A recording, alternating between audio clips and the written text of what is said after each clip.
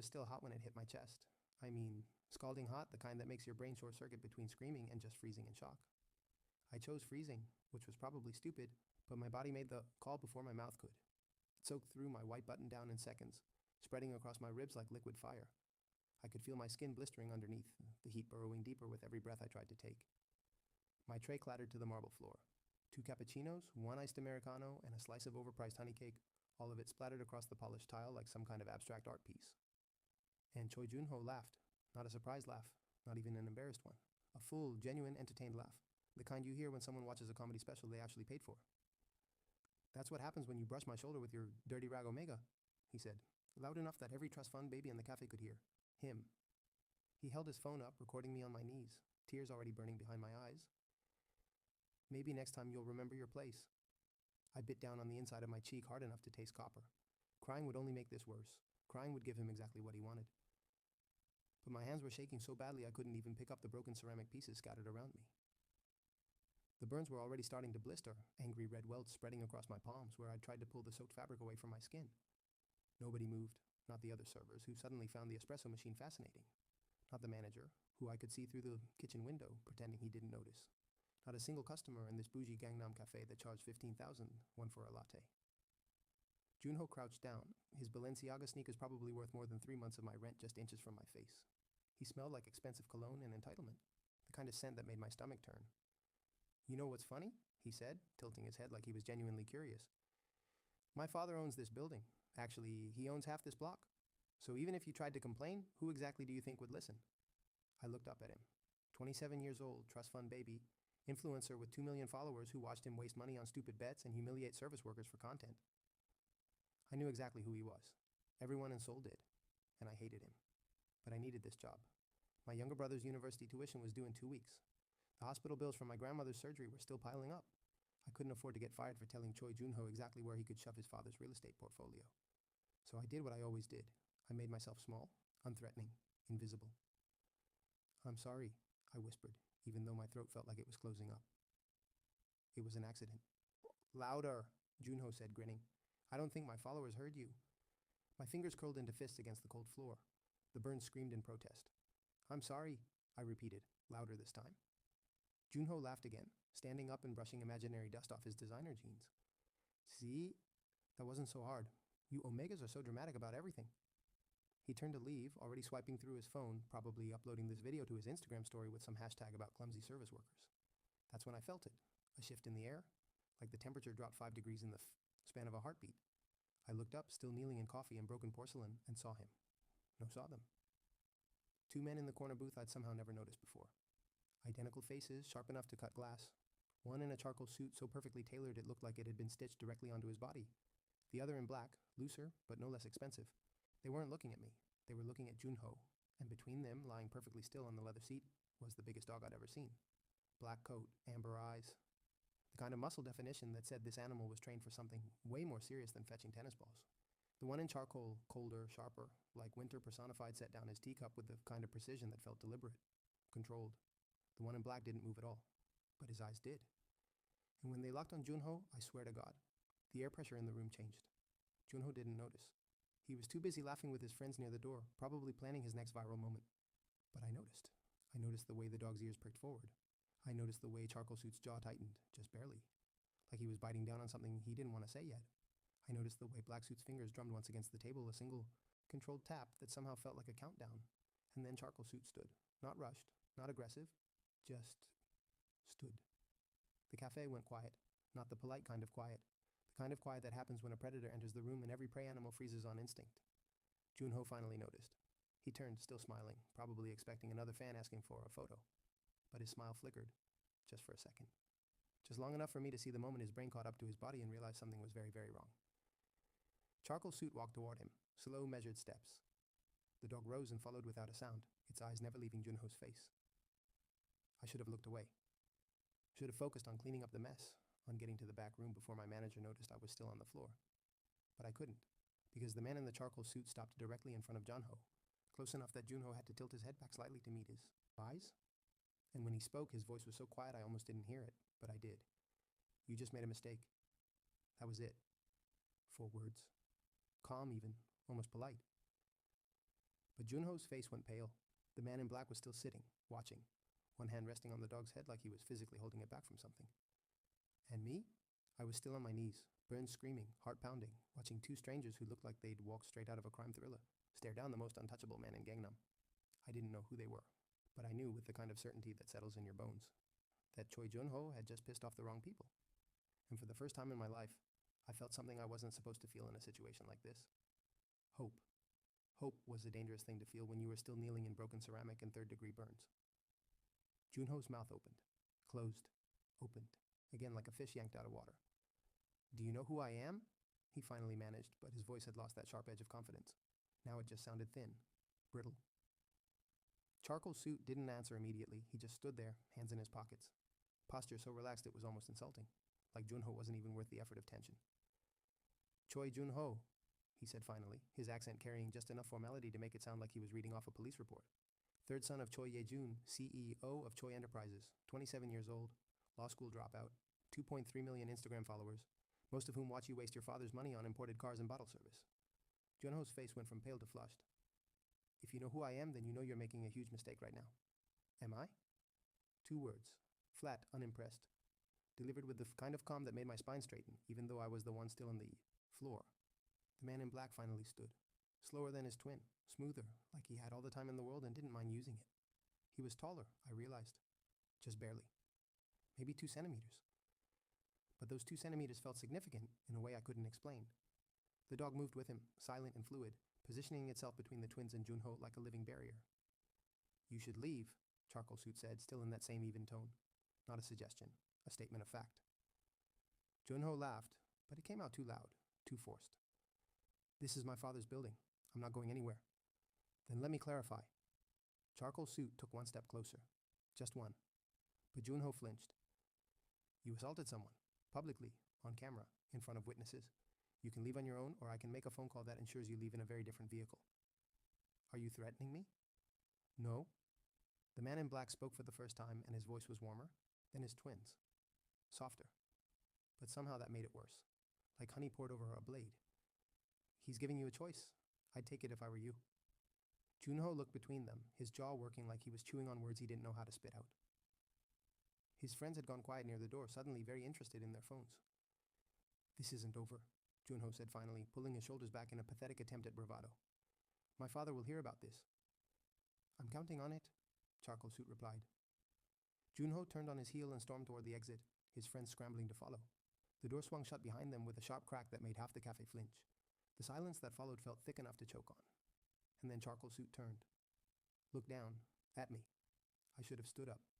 Should have said thank you, or apologized for causing a scene, or literally anything other than just staring up at him like an idiot while coffee soaked into my knees.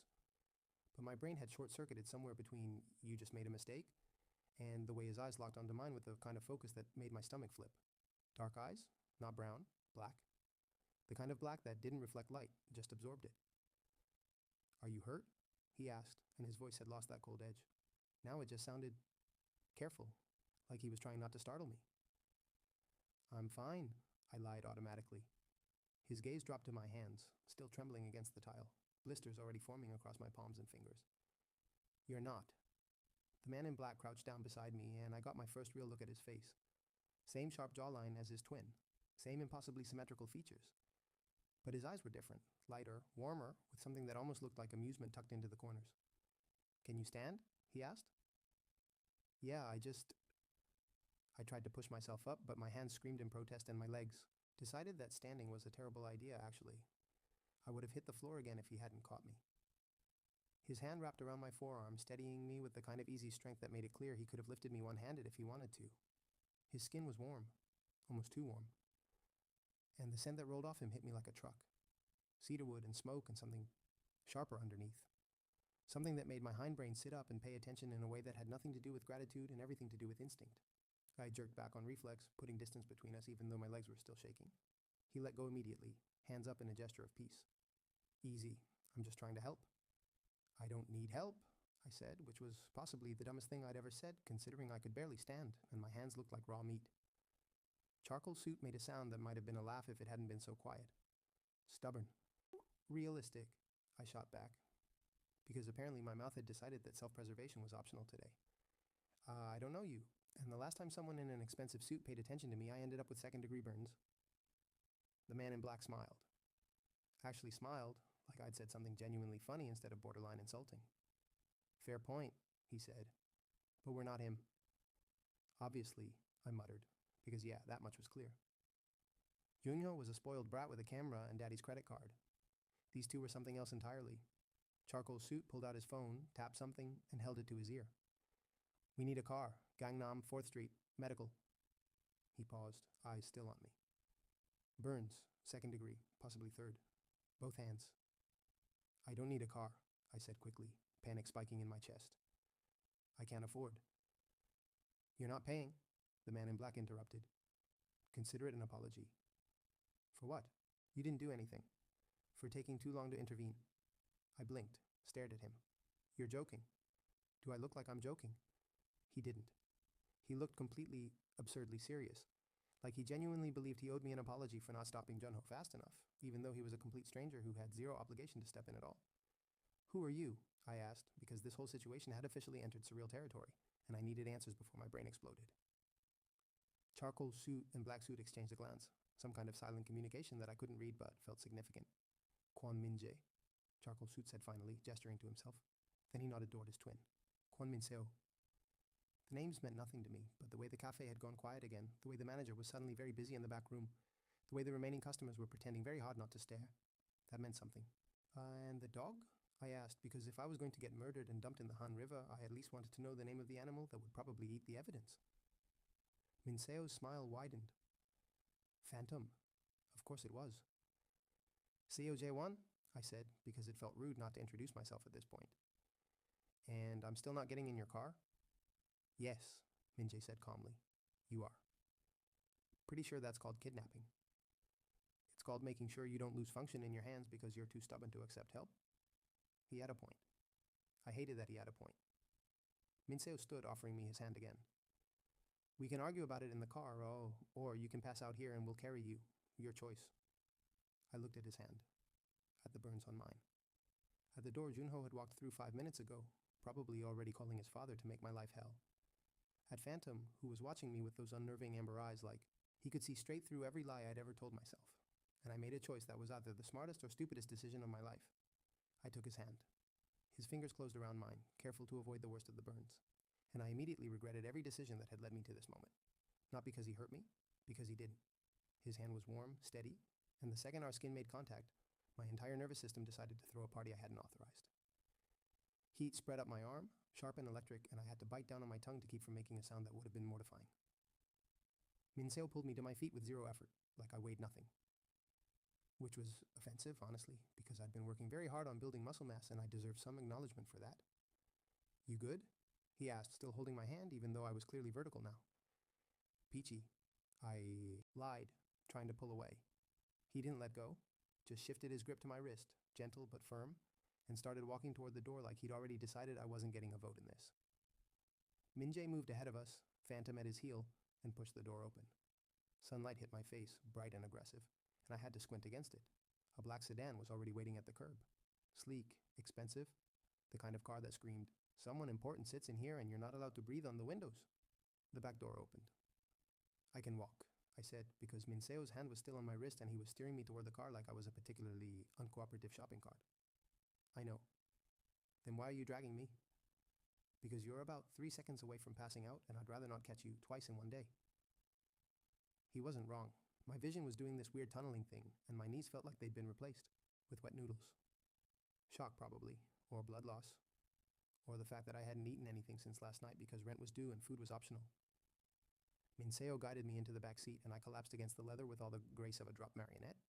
The interior smelled like new car and that same cedarwood scent I'd caught off him earlier, but stronger now. Richer. It made my head spin. Minjae slid in from the other side, Phantom jumping in after him and settling on the floor between us like a furry, judgmental chaperone. Minseo climbed into the front passenger seat, twisting around to look at me over the headrest. Hospital or private clinic? Neither, I said automatically. I told you I can't afford this. And I told you, you're not paying. Why? I shot back, frustration bleeding into my voice because none of this made sense. You don't know me. You don't owe me anything. So why are you doing this? Minjae leaned back, against the seat, one arm draped over the headrest, watching me with that same unreadable expression. Does there need to be a reason? Yes.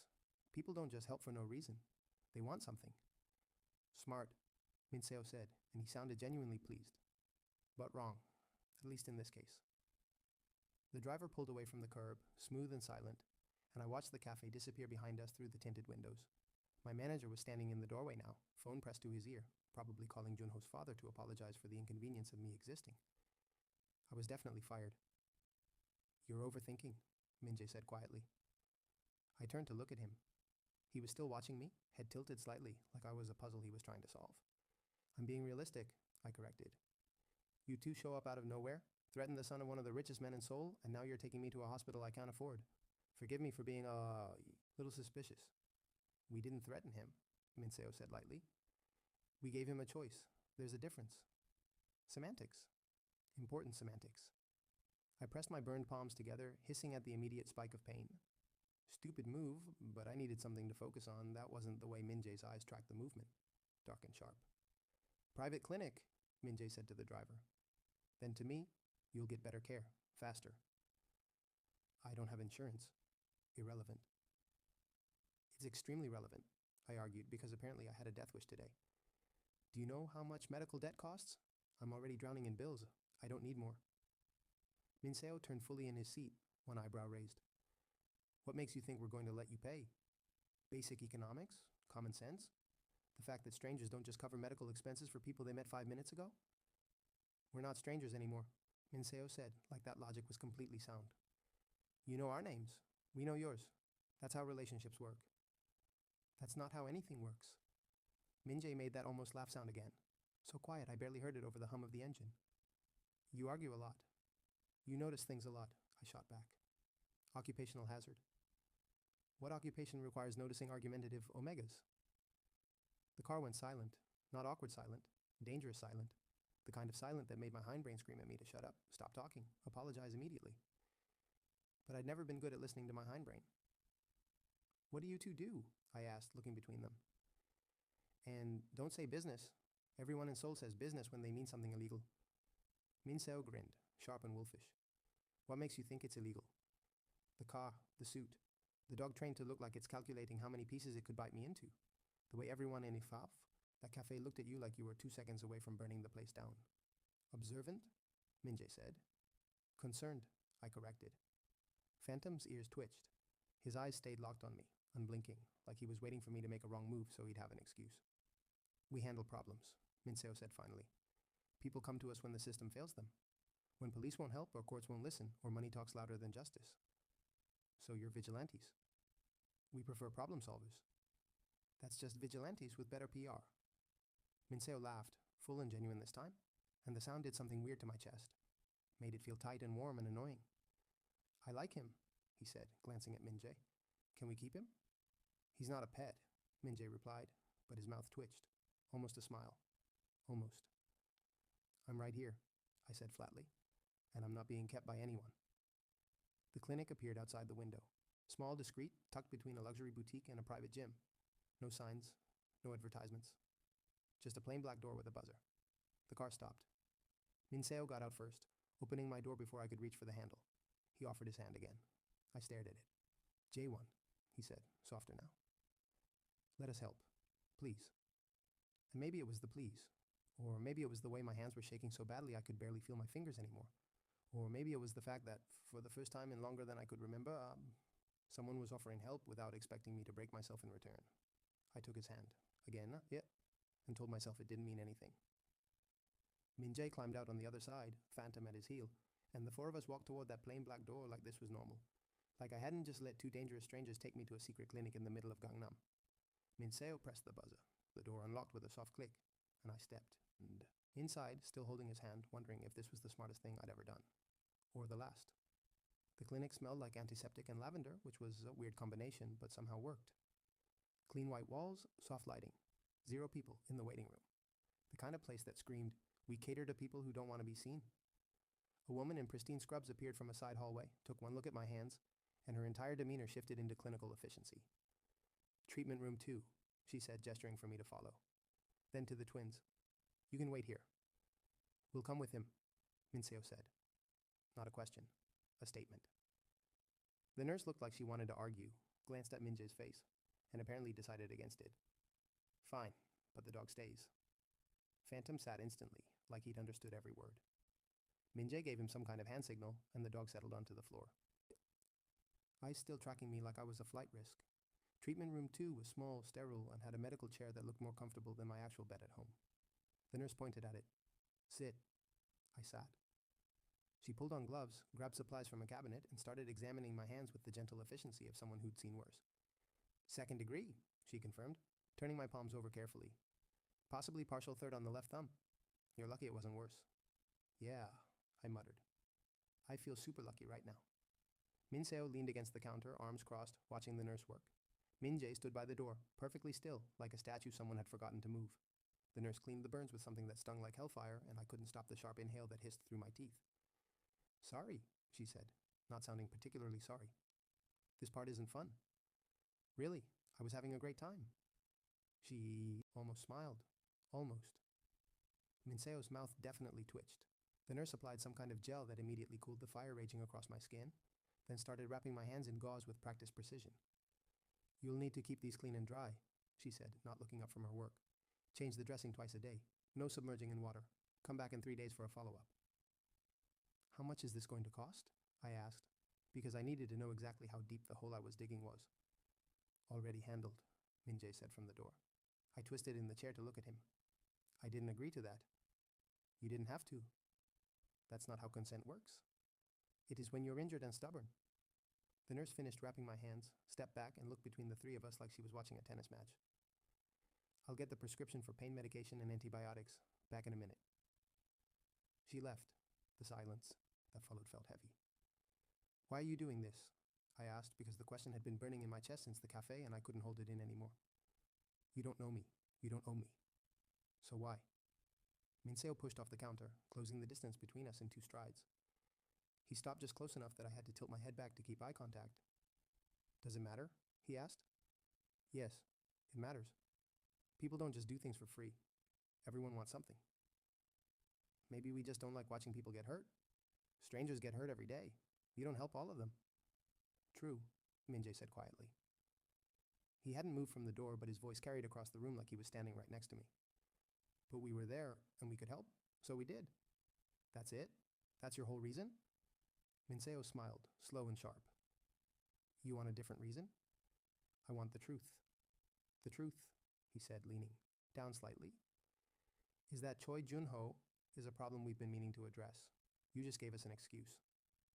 My stomach dropped. So I'm what? Bait? No, Minjae cut in, his voice hard enough to make me flinch. You're not bait.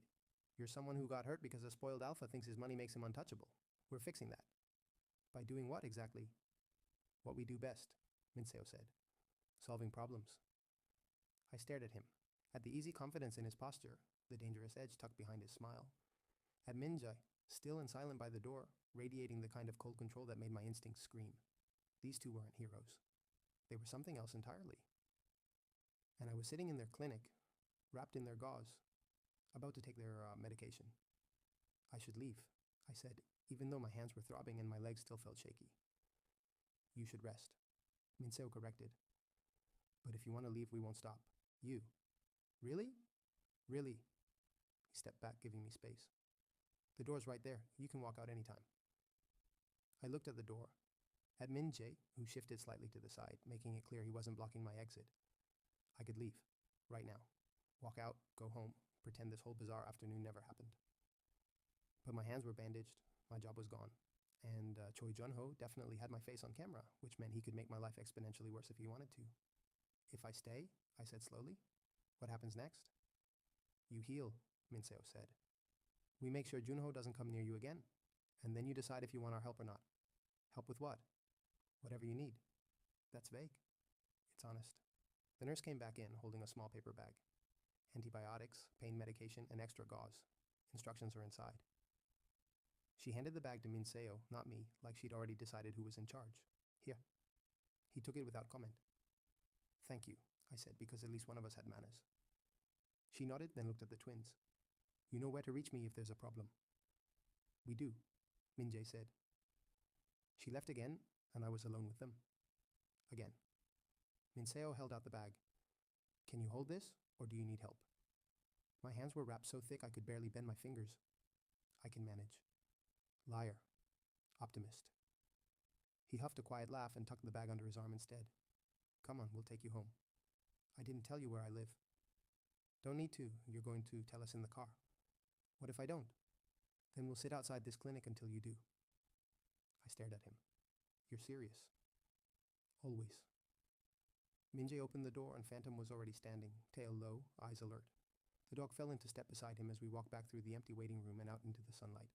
The car was still there, idling at the curb.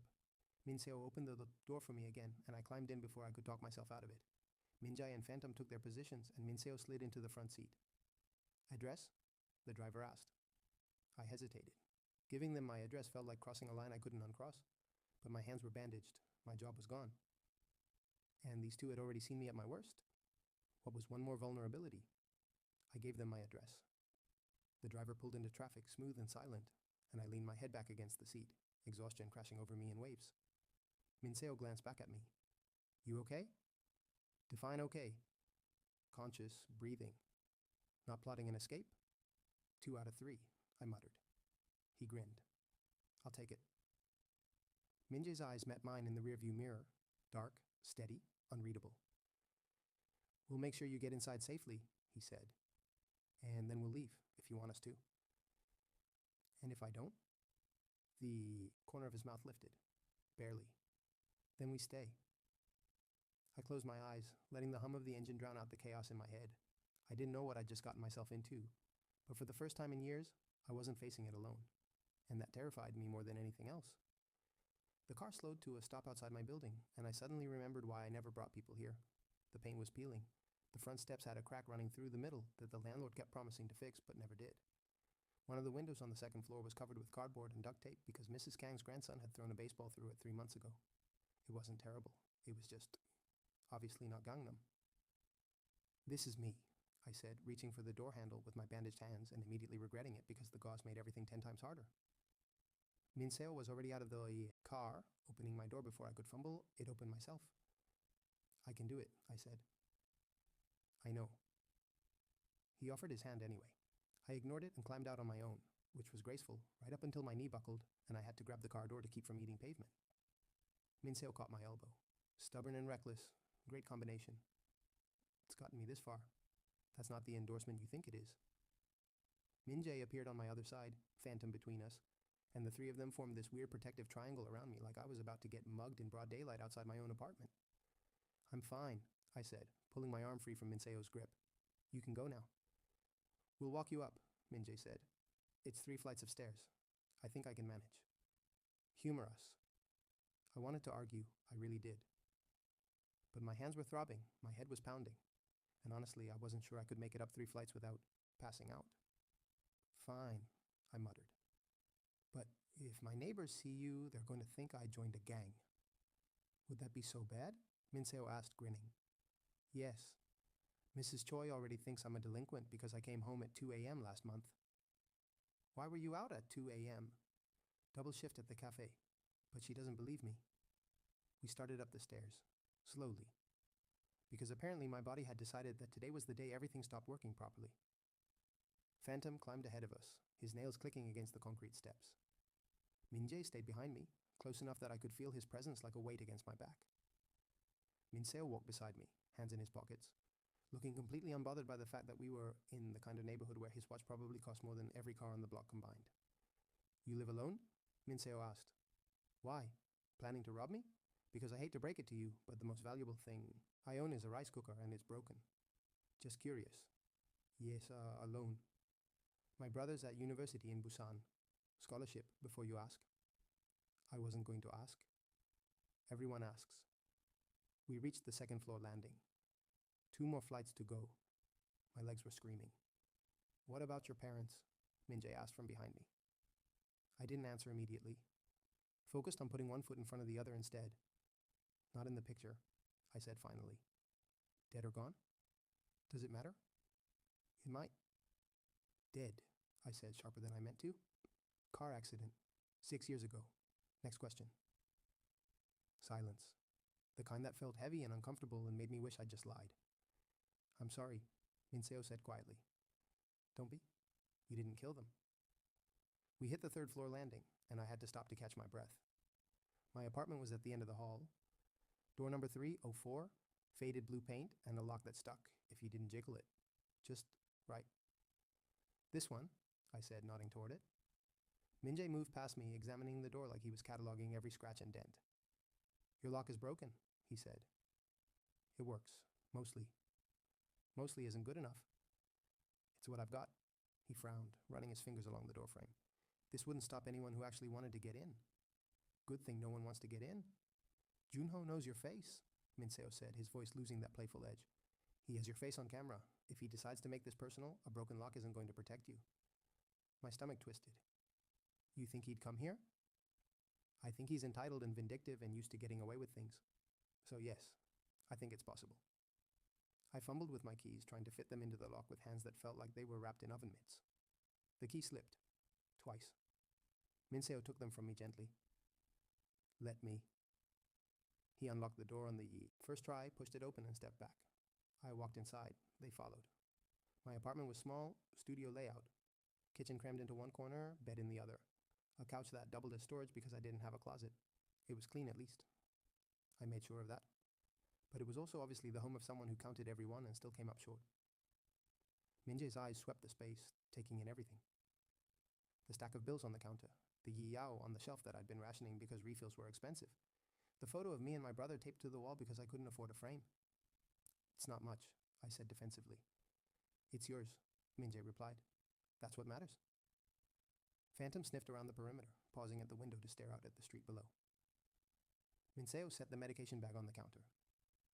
You need to eat before you take these. Do you have food? I'm fine. That's not an answer. I opened the fridge. 1 egg. Half a carton of milk that was probably expired. Some wilted lettuce. Minseo looked over my shoulder and sighed. That's not food. That's a crime scene. I was going to go shopping after my shift. The shift you don't have anymore. Thanks for the reminder. He pulled out his phone, tapped something, and held it to his ear. We need food delivered. Enough for 3. Soup, rice, banchan. Nothing spicy. He paused, glancing at me. Any allergies? I'm not letting you buy me food. You already let me pay for your medical treatment. Food is a downgrade. That's not the point. Then what is the point? The point is, I don't need charity. It's not charity, Minjae said quietly. He was standing by the window now, looking out at the street.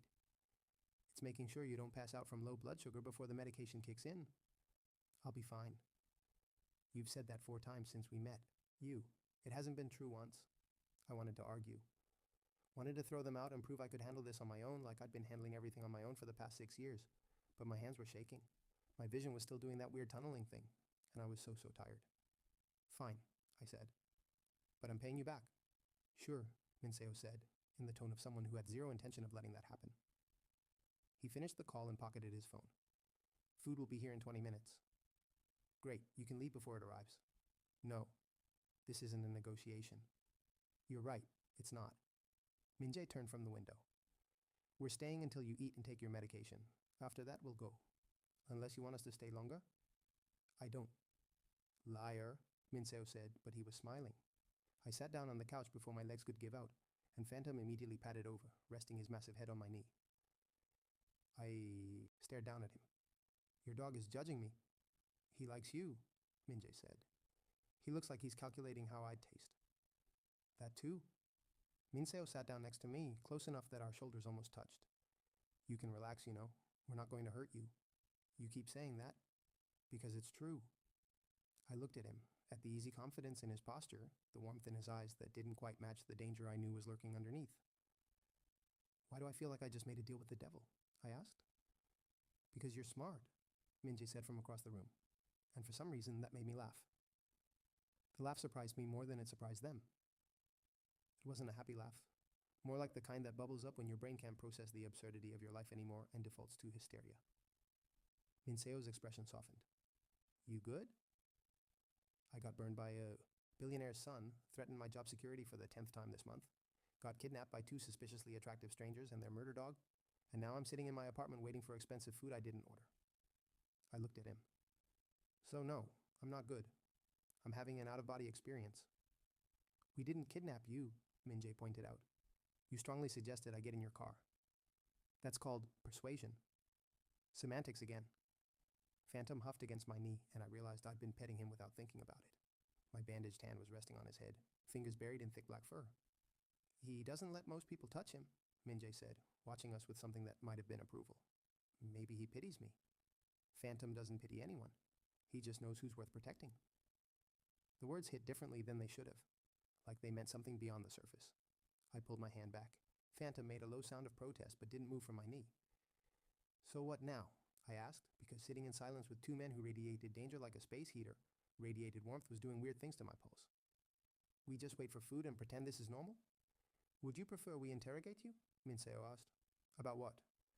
Why an Omega is working 3 jobs in Gangnam without pack protection. My spine stiffened. How do you know I work 3 jobs? Your hands had calluses under the burns, different types. Café work doesn't do that alone. I hated how observant he was. Hated that he'd noticed details I'd hoped no one would see. I work where I need to work, I said flatly.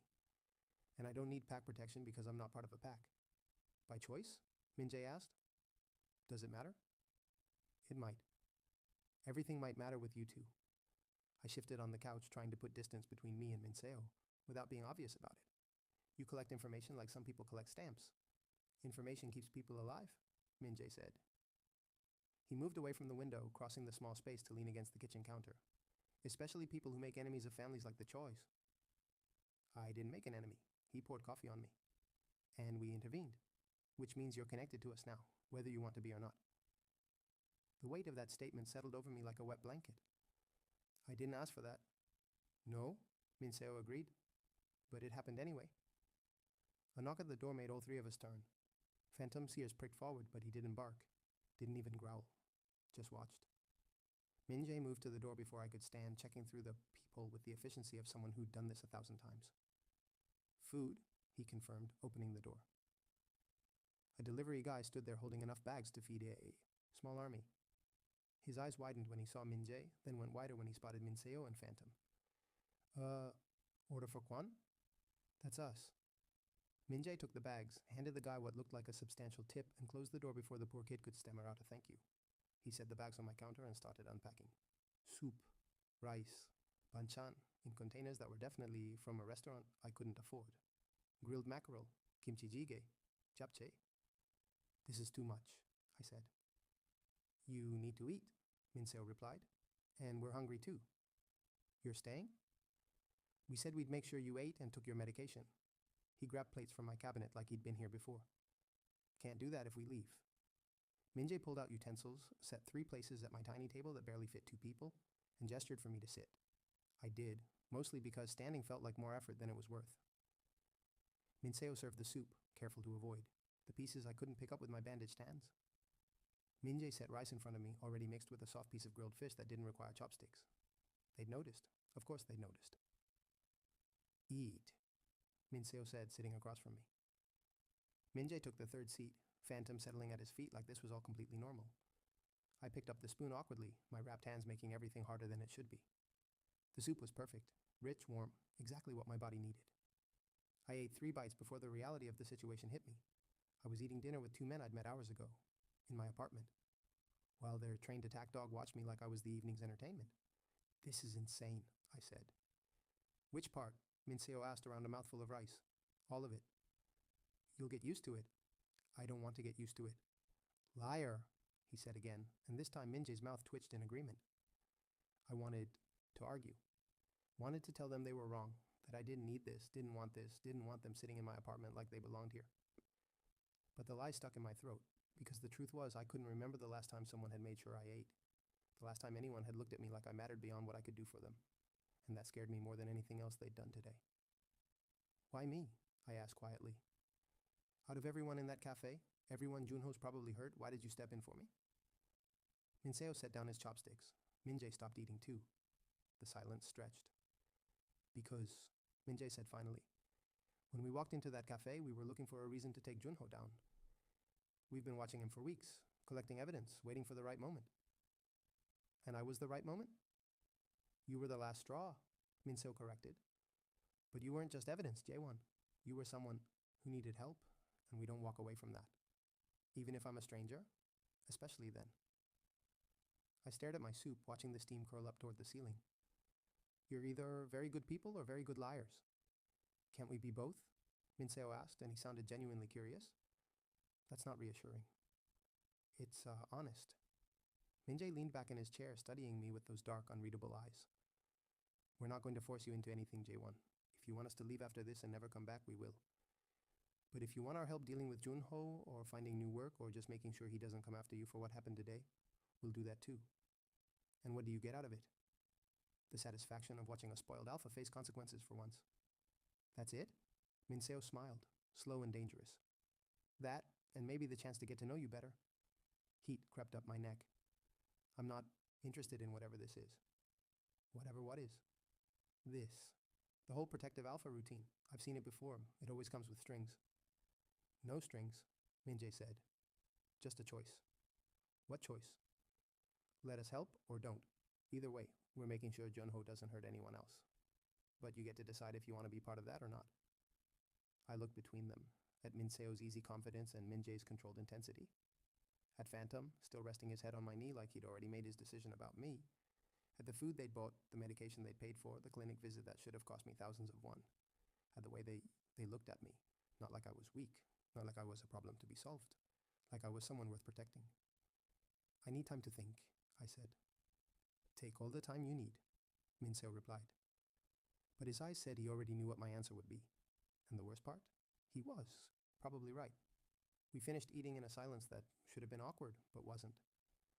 Minseo cleared the plates without asking, and Minjae packed up the leftovers into my fridge with the kind of efficiency that said he'd done this before. I watched them move around my tiny kitchen like they owned it, and something in my chest pulled tight. You don't have to clean, I said. We know, Minseo replied, running water over the dishes. Then why are you doing it? Because you can't. He nodded at my bandaged hands. And because we're not the kind of people who eat and leave a mess. You're Mafia, I pointed out. Pretty sure leaving messes is in the job description. Minjae almost smiled. Different kind of mess. The medication bag was still on the counter. Minjae pulled out 2 pill bottles, read the labels, and set them in front of me with a glass of water. One of each, he said. The antibiotic twice a day. Pain medication is needed, but no more than 4 in 24 hours. I know how pills work. Do you know how to actually take them? Because I've met a lot of people who skip medication because it's inconvenient. He had a point. I hated that he had a point. I fumbled with the first bottle, trying to get the cap off with my wrapped hands. It didn't work. The bottle slipped, bounced off the counter, and rolled across the floor. Phantom caught it in his mouth before it hit the wall. Of course he did, I muttered. The dog padded over and dropped the bottle at Minjae's feet like he was returning a tennis ball. Minjae picked it up, opened it, and shook 2 pills into his palm. Here. I took them, swallowed them dry because reaching for the water glass felt like admitting defeat. You're supposed to take them with water, Minseo said. I'm fine. That word has lost all meaning coming from you. I grabbed the water glass with both hands, nearly dropped it, and managed to take a sip without spilling it everywhere. Small victories. Minseo dried his hands on a towel and leaned against the counter. We should go. Finally. But we're leaving you our numbers. I don't have a phone. Both of them stopped, turned to look at me. You don't have a phone? Minjae repeated slowly. Couldn't afford to replace it after it broke last month. I've been using the cafe's phone for emergencies. The cafe you don't work at anymore. Thanks for the reminder. Again. Minseo pulled out his phone, tapped something, and made a call. We need a phone delivered. Tonight. Smartphone, decent model. Pre-activated. He paused. Yes, tonight. I don't care if it's after hours. Make it happen. He hung up. I'm not taking a phone from you, I said. Yes, you are. This is ridiculous. This is necessary. Junho has your face on camera. If he decides to escalate, we need to be able to reach you. I'll be fine. Minseo crossed the distance between us in 2 steps, and suddenly he was right there, close enough that I could smell that cedarwood scent again, stronger now in the small space of my apartment. Stop saying that, he said quietly. Stop pretending you don't need help. It's not weakness to accept it. It is when you can't pay it back. Who said anything about paying it back? That's how the world works. Everything has a price. Not with us. I looked up at him, at the intensity in his eyes that made my stomach flip. Why should I believe you? Because, Minjae said from behind me, and I hadn't heard him move, but suddenly he was there too, close enough that I was effectively trapped between them. If we wanted something from you, we'd ask for it. We don't deal in manipulation, Jaewon. We deal in choices. And if I choose to tell you both to leave and never come back, then we leave, Minseo said. But we still make sure Junho doesn't come after you. That's not negotiable. Why not? Because he hurt you in front of us. That makes it our problem now. The certainty in his voice made something crack inside my chest. Some wall I'd built years ago when I realized no one was coming to save me. That I had to save myself. I don't understand you, I whispered. You don't have to, Minjae said. Not yet. A knock at the door broke the moment. All three of us turned. Minjae moved first, checking the peephole again. Phone. He opened the door, accepted a sleek box from whoever was on the other side, and handed them what looked like another substantial tip. The door closed. He set the box on the counter, opened it with quick, efficient movements, and pulled out a phone that was definitely several price brackets above anything I could have afforded. This is too much, I said. It's a phone. It's an expensive phone. It makes calls. That's all that matters. He powered it on, set it up with a few taps, and handed it to me. Our numbers are already programmed in. Minseo's listed as 1, mine as 2. You need anything? You call. I'm not going to call. You will, Minseo said. Eventually. You're very confident about that. I'm confident about reading people. And you, Jaewon, are someone who's been holding everything together with sheer stubbornness and spite for way too long. Sooner or later, you're going to need help. And when you do, we'll be there. You don't know me well enough to say that. Don't I? He tilted his head, studying me. You're working 3 jobs to support your brother's education and pay off your grandmother's medical bills. Even though she's already gone. You live in an apartment that's barely habitable because you're sending every spare one to Busan. You get burned by some entitled alpha, and your first instinct is to apologize instead of fight back because losing your job means losing everything. My throat closed up. How do you know about my grandmother? The medication on your shelf. Anti-seizure drugs. Prescribed 8 months ago to someone with your last name, but a different first name. She's not here, and you're rationing pills that expired 2 months ago. Which means either she's in a facility you're still paying for, or she passed, and you kept the medication because you can't let go. I couldn't breathe. Couldn't think past the roaring in my ears. Get out, I said. Minseo's expression softened. Jaewon, get out. Louder this time. You don't get to come in here and dissect my life like it's some kind of case file. You don't know me. You don't know what I've been through. You're right, Minjae said quietly. We don't. But we'd like to. Why?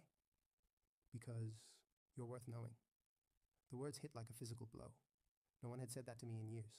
No one had looked at me like I was more than a problem to be solved or a body to fill a shift. I can't do this, I said, and my voice cracked. I can't let you in just to watch you leave when you realize I'm not worth the effort. That's not going to happen. You don't know that. Yes, Minseo said, stepping closer. I do. His hand came up, hovering near my face like he wanted to touch me but wasn't sure if he was allowed. I should have stepped back. Should have put distance between us. Instead, I leaned forward, just slightly, just enough. His palm cupped my cheek, warm and steady, and I closed my eyes against the sudden burn of tears I refused to let fall. We're not going anywhere, he said softly. Not unless you tell us to. I'm telling you to. Liar. And God help me. He was right. I was lying. Because the truth was I didn't want them to leave. I wanted them to stay. Wanted someone to see me, all of me. The broken parts and the bitter parts and the parts I'd buried so deep I'd almost forgotten they existed. But wanting something didn't make it safe. Please, I whispered. Just go. Minseo's thumb brushed my cheekbone. Once, gentle. Then he stepped back. We're going, he said. But the phone stays, and the offer stands. You need us. You call. Minjae moved toward the door, phantom at his heel. Minseo followed. They paused at the threshold. Lock this behind us, Minjae said, and get some rest. Then they were gone. The door clicked shut. I stood there, alone in my apartment, holding a phone I didn't ask for and fighting the urge to call them back. I locked the door, checked it twice, then stood there staring at the new phone in my bandaged hands like it might explode. The apartment felt too quiet without them, Too empty, like they'd taken up more space than two men and a dog physically should have. I set the phone on the counter and immediately picked it back up, opened the contacts. 1. Minseo. 2. Minjae. That was it, no other numbers. Like they'd assumed I wouldn't need anyone else. The arrogance of it should have made me angry. Instead, it made my chest ache. I put the phone down again, walked to the window, looked out at the street below. Their car was still there. I could see Minseo in the front seat, phone pressed to his ear. Minjae in the back, Phantom's head resting on his lap. They weren't leaving. They were just waiting. For what? For me to change my mind? For Junho to show up? For the world to make sense again? My hands throbbed. The medication hadn't kicked in yet, and every pulse of pain reminded me that today had actually happened.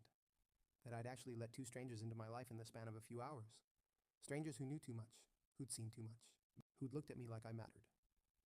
I pressed my forehead against the cool glass and tried to think. The smart thing would be to cut ties now, block their numbers, throw away the phone, pretend this afternoon was some kind of fever dream brought on by shock and blood loss. The smart thing would be to protect myself. But when had I ever done the smart thing? The phone buzzed. I nearly dropped it. A text. From Minseo. We're still outside. Not because we don't trust you to lock the door, because we want to make sure no one else shows up tonight. I typed back with my clumsy bandaged fingers. You can't just park outside my apartment all night. His response came immediately. Watch us. This is creepy. This is protection. There's a difference. Semantics. You love that word. I almost smiled. Almost. Go home. We are home. Phantom's already asleep. I looked out the window again. Sure enough, the dog's head was down, eyes closed. You're insane. You're stubborn. We're even. We're... Another text came through before I could respond. Get some sleep, Jaewon. We'll be here if you need us. I stared at those words until they blurred. When was the last time someone had said that to me? When was the last time I'd believed it? I typed and deleted 3 different responses before settling on something that wouldn't make me sound as pathetically grateful as I felt. Fine. But if Mrs. Choi calls the cops on you, that's your problem. Noted. I set the phone down, stepped away from the window before I did something stupid like wave at them. The apartment felt different now, like their presence had changed the air pressure or the temperature or something I couldn't name but could definitely feel. I peeled off my coffee-stained clothes with the kind of careful movements that came from knowing exactly how much pain I could take before my body gave up entirely. The burns screamed in protest. The gauze caught on fabric. By the time I got my shirt off, I was sweating and breathing hard. The mirror in my bathroom showed exactly what I expected. Angry red skin creeping out from under the bandages. Bruises forming where I'd hit the floor, the kind of damage that would take weeks to heal properly. Junho's face flashed through my mind. That laugh, that casual cruelty. And then Minjae's voice, cold and precise. You just made a mistake. I wondered what kind of mistake. Wondered what 2 men who radiated danger like a frequency only certain people could hear would do to someone like Junho. Wondered if I should feel guilty about hoping they'd do something terrible. I didn't. I pulled on a clean shirt, the fabric soft against my damaged skin, and collapsed onto my bed. Sleep should have come easy. My body was exhausted. My brain was fried. But every time I closed my eyes, I saw Minseo's hand on my cheek. Felt the warmth of it. The gentleness. Heard Minjae's quiet certainty. We're not going anywhere. I grabbed the phone again, opened the messages. Typed. Why me? I didn't expect a response. It was late. They were probably actually sleeping now, despite what Minseo had said about staying. But the reply came within seconds. From Minjae this time. Because when you looked up at us from that floor, you weren't scared. You were angry. And that anger, that fire, is rare, worth protecting. My throat went tight. I'm not special. You keep saying things that aren't true. It's becoming a pattern. Maybe I just know myself better than you do. Or maybe you've been surviving so long you forgot what it feels like to be seen. I stared at those words until my vision blurred again. Get some sleep, Jaewon. We'll still be here in the morning. I wanted to argue, wanted to tell him he was wrong, that I didn't need to be seen, didn't need them. But the lie wouldn't form. Good night. Good night. I set the phone on the floor beside my bed, within reach but not close enough to obsess over. The ceiling had a crack running. Through it that I'd memorized months ago during another sleepless night. I traced it with my eyes, following the path from one corner to the other. Outside, a car door opened, closed. Footsteps, then nothing. I got up, went to the window. Minseo was walking the perimeter of the building, phone in hand, eyes scanning every shadow.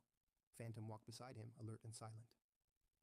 Minjae was still in the car, but his posture had changed, more rigid, ready. They really weren't leaving. Something in my chest cracked wider. I went back to bed, pulled the blanket up even though the room wasn't cold. The medication finally kicked in, dulling the sharp edges of pain into something manageable. My eyes drifted closed, and for the first time in longer than I could remember, I fell asleep knowing someone was watching over me. Not because they had to, because they wanted to. The last thought I had before sleep pulled me under was dangerous. Maybe I don't have to do this alone anymore. And the scariest part? I wanted to believe it. Downstairs, Minseo climbed back into the car and looked at his brother. "He's asleep," he said quietly. Minjae nodded, eyes still on the building. "Good. You really think Junho will come after him?" "I think Junho's the kind of man who doesn't like being embarrassed, and we embarrassed him, in front of witnesses, on camera. So he'll retaliate." "He'll try." Minseo smiled, sharp and cold. "Let him." Phantom's ears twitched, and in the darkness the twins settled in to wait, because some things were worth protecting, and Seo Jaewon, stubborn and fierce and trying so hard to survive alone, was absolutely one of them, whether he believed it yet or not.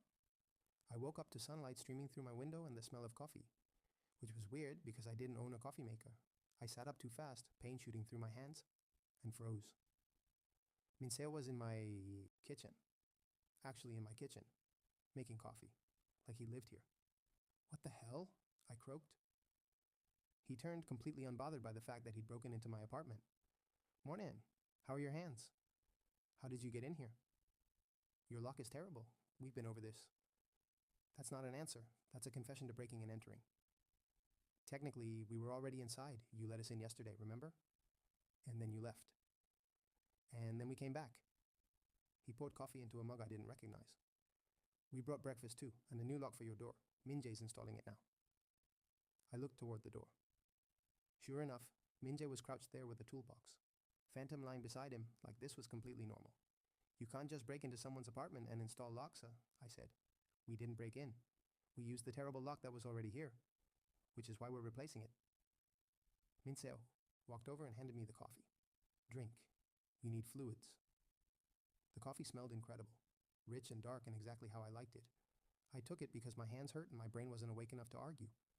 "This is insane," I muttered. "You keep saying that. It's still not true." Minjae finished with the door, tested the new lock twice, and stood. "Better. This one actually works." "Great. Now I can lock you out properly next time?" "You won't," Minseo said confidently. "How do you know?" "Because you didn't call the cops when you woke up and found us here." He had a point. I hated that he had a point. Phantom padded over to me, resting his massive head on my knee again, like we were old friends now. "Your dog has boundary issues," I said. "He likes you," Minjae replied. "And he has excellent taste." Heat crept up my neck. I focused very hard on my coffee. "So what's the plan here?" I asked. "You just keep showing up, uninvited until I get used to it?" "That's one option," Minseo said.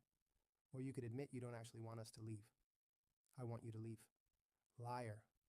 There was that word again, the one that made my chest tight and my defenses crumble. Minjae pulled out his phone, checked something, and his expression shifted. Colder. Sharper. "What?" I asked. "Junho posted the video." My stomach dropped. "What video?" "The café, you on the floor, him laughing." Minjae's voice was ice. "It's already got 200,000 views." The coffee turned to acid in my stomach. "Of course he did." "He captioned it, 'Clumsy Omega learns a lesson,'" Minseo added, and his voice had lost all its warmth. "With about 15 hashtags designed to go viral." I set down the coffee before I threw it. "So that's it. I'm a meme now. Perfect." "No," Minjae said quietly. "He's finished." Something in his tone made me look up. "What did you do?" "What we always do. We collected evidence, filed reports with actual authorities who aren't on his father's payroll, made some calls to people who owe us favors." He showed me his phone. News articles, already trending. Choi Junho under investigation for assault. Billionaire's son faces multiple allegations. Viral video sparks criminal probe. I stared at the screen. "How did you do this overnight?" "We've been building the case for weeks," Minseo said. "You were just the catalyst we needed. The moment he posted that video, he gave us everything we needed to move." "He's going down," Minjae added. "Publicly, permanently. And you don't have to worry about him anymore." The relief hit so hard I almost couldn't breathe. "Why?" "Why what?" "Why go this far? You could have just scared him off, made him leave me alone. Why destroy him?" Minseo crouched in front of me, eye level, his gaze steady and warm. Because men like Junho don't stop unless they're forced to. Because he's hurt people before you and would have hurt people after you. And because... He paused. Because you deserved better than being treated like you were disposable. I'm nobody, I whispered. You're wrong. His hand came up, cupping my face like he had last night. You're someone who's been fighting alone for too long. Someone who keeps getting up no matter how many times the world knocks you down. Someone worth protecting. You don't know me. Then let us. Minjae moved closer, sitting on the arm of my couch. Let us know you. Let us in. Stop fighting this. Fighting what? The fact that you don't have to be alone anymore. My throat closed. I can't afford to depend on people. They leave. We won't. You don't know that. Yes, Minseo said firmly. We do. Phantom made a low sound, pushing his head harder against my knee like he was agreeing. This is crazy, I said, but my voice cracked. Maybe, Minseo agreed, but crazy doesn't mean wrong. I looked between them, at Minseo's warm certainty and Minjae's quiet strength, at the way they'd inserted themselves into my life and refused to leave, even when I'd pushed back, at the way they'd seen me, really seen me, and hadn't looked away. I don't know how to do this, I admitted. Do what? Let people help. Let people stay. You learn, Minjae said simply, one day at a time.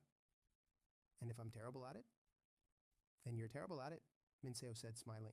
We'll suffer through it together. Despite everything, I laughed. It came out wet and shaky, but it was real. You're both insane. And you're stuck with us now, Minseo replied. So you might as well get comfortable. My phone buzzed, a text from an unknown number. Your brother called the café looking for you. Gave him your new number. Hope that's okay. Manager Kim? I stared at it, then showed it to the twins. Your manager's apologizing, Minjae observed. Probably saw the news, Minseo added, and realized he backed the wrong person. Another text came through, this time from my brother. Hyung, what happened? Are you okay? Call me. I looked at my bandaged hands, at the twins watching me with patient understanding, at Phantom, still pressed against my knee like he'd claimed me. Yeah, I said quietly. I think I am. Minseo's smile widened. Good, because we're taking you to breakfast. I just had coffee. Coffee isn't breakfast? Come on. He stood, offering his hand. I looked at it, at everything it represented. Help, connection, the terrifying possibility of not being alone. And for once, I didn't hesitate. I took his hand.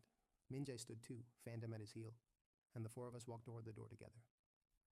The new lock clicked smoothly when Minjae tested it. One more time?